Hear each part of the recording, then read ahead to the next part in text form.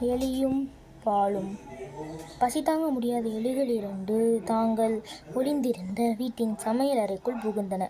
அங்கே ஒரு பெரிய பானை நிறைய பால் இருப்பதைக் கண்டன.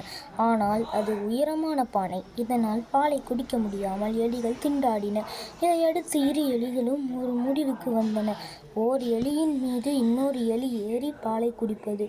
அதன் பிறகு கீழே உள்ள எலி மேல் ஏறி பாலை குடிக்கலாம் என திட்டமிட்டு அதை செயல்படுத்தின. அதன்படி மேலே உள்ள எலி பாலை குடித்தபோது கீழே இருந்த எலி கத்தியது.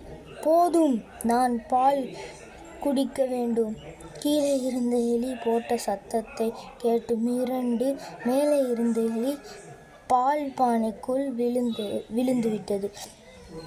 இதைக் கண்ட கீழே இருந்த எலி, நல்லது, இனி எனக்குத்தான் எல்லா பாலும் என்று நினைத்தது. பிறகு அந்த பானையை சுற்றி சுற்றி வந்தது. ஆனால் மேலே ஏற முடியவில்லை. கடைசியில் பசியால் அது செத்து போய்விட்டது.